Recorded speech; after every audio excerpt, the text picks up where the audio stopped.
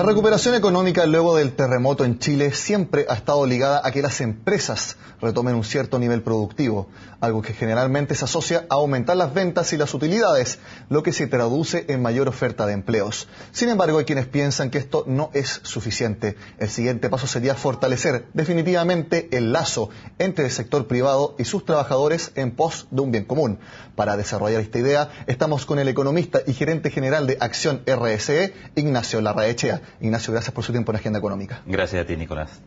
¿No es suficiente ya tener buenas utilidades, tener ganancias para llevar a un cierto nivel de recuperación? ¿Hay que realmente lograr una buena conexión entre los jefes y sus empleados?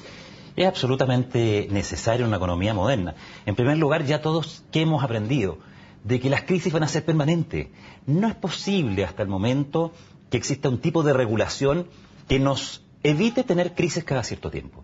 Y por lo tanto sabemos que vamos a tener contracciones y shock en la economía de distinto tipo, de tipo energético, financiero, medioambiental, que van a estar permanentemente causando estos avances y frenazos de la economía. Por lo tanto, en ese contexto, ¿qué hemos aprendido con el terremoto terrible que sacudió a Chile hace 2 años? De que hay dos maneras de enfrentar desde el punto de vista del empleo esas situaciones. Una, la más obvia, que dice, bueno, yo no puedo vender o tengo activos que fueron arrasados por el terremoto, tengo que echar gente. Y hubo empresas que lo hicieron, incluso desgraciadamente, aludiendo al artículo 159, que los despidieron sin derecho a indemnización. Pero hay otro modelo que se expresó incluso en esa misma situación. Por ejemplo, no sé, por citar una empresa de la zona, Arauco, donde tuvo una planta parada por 1 año completo y no echó a nadie. ¿Pero eso se consigue precisamente en empresas que tienen las espaldas para hacer eso?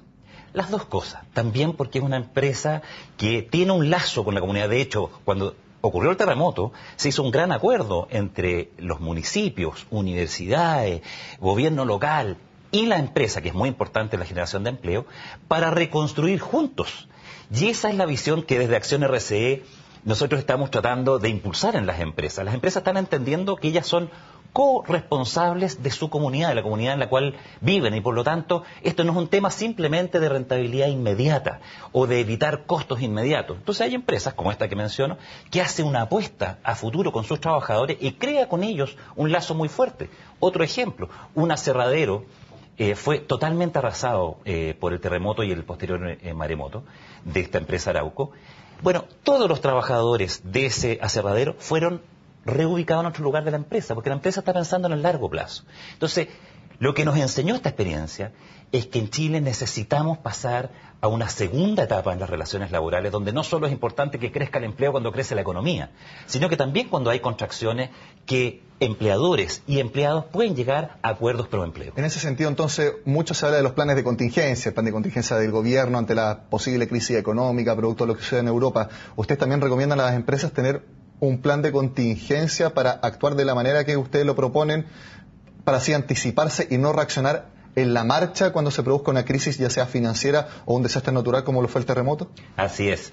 De hecho, el Estado, por un lado, tiene una serie de tareas pendientes para garantizar una institucionalidad, que es la propuesta justamente de la CPC con la CUT, que es un acuerdo, para mi gusto, histórico por los términos que podemos conversar, en que dice, adelantémonos, el Estado puede tomar medidas anticipadas, pero también la propia empresa. ¿Y cuándo ocurre esto? ¿Cuándo una empresa puede con sus trabajadores ponerse de acuerdo ante una eventualidad futura? Cuando existe confianza, cuando es normal que el empleador y sus dirigentes se sienten a conversar sobre el futuro, cuando los dirigentes sindicales están comprometidos, ¿no es cierto?, con el futuro de la empresa. Y por lo tanto, como ha ocurrido en tantos casos, cuando viene la contingencia, son capaces incluso de flexibilizar y bajar salarios, de flexibilizar jornadas de trabajo, dar permisos de capacitación a sus trabajadores, cosa que esos trabajadores no se desvinculan, y cuando la economía reemprende su ritmo, los trabajadores no han sido totalmente desvinculados a la empresa. Se suele entender el único momento para que trabajadores y los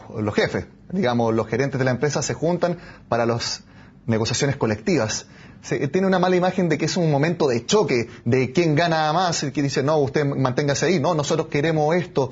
¿Cómo se puede llegar a una buena relación en esos momentos que son de bastante choque? Y por lo que uno puede entender también, cuesta creer que las empresas estén buscando fortalecer esas negociaciones colectivas.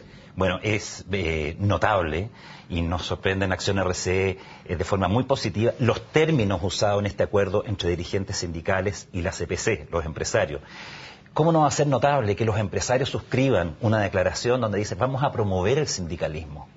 Pero ¿hasta dónde eso son buenas intenciones a intenciones reales, de convicciones verdaderas? ¿Por qué podemos creer en esta promesa? Porque también hubo una promesa en el sentido inverso. Así como los empresarios dicen más negociación colectiva, hoy día menos del 10% de los trabajadores chilenos negocia colectivamente, menos del 10% está sindicalizado. Y cuando los empresarios están diciendo no, en realidad reconocemos que aquí hay un bien que preservar.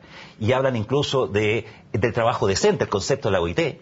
Por otro lado, tienes dirigentes sindicales que están diciendo sí, pero nosotros también nos comprometemos a asegurar la sustentabilidad de la empresa.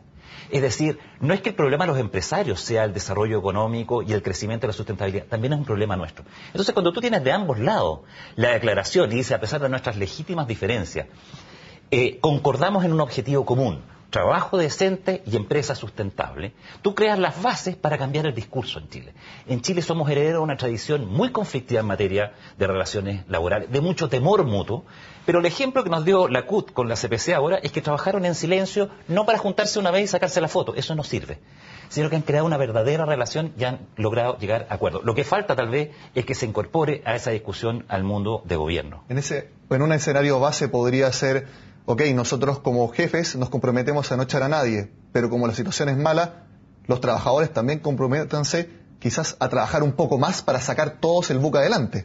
Existen acuerdos de productividad, se ponen de acuerdo, bueno, no echamos a nadie, pero tenemos que lograr determinados niveles de productividad. Existen acuerdos de flexibilización de jornada, negocia la empresa con sus trabajadores y muchos trabajadores bajan su jornada a mitad de jornada, por ejemplo, bajan su salario y lo que dice la CUT y la CPC, con remuneración por lo menos proporcional, que no haya una baja proporcional de la remuneración.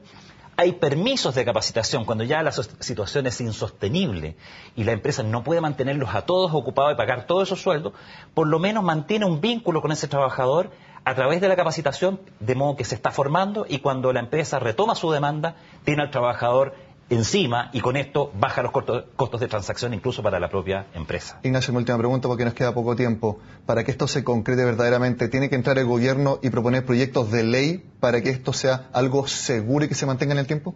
Absolutamente, esa es la petición que está detrás de este acuerdo CPC-CUT. Señores del gobierno, nosotros hicimos nuestra parte, los actores sociales conversamos, dialogamos, logramos acuerdos, ahora llegó el momento de legislar. No podríamos entender que este año 2012, si por la crisis europea o cualquier otra razón tenemos una baja en la creación de empleo, esto nos sorprenda con políticas improvisadas. Aquí tenemos todas las bases para que el gobierno anuncie un paquete de medidas pro empleo, porque ya sabe que cuenta además con el apoyo de los actores sociales. Bueno, sin duda que todos esperamos que la relación entre empleados y trabajadores siempre sea de la mejor manera, incluso en tiempos de crisis. Ignacio, le agradezco su tiempo en Agenda Económica. Encantado de estar aquí.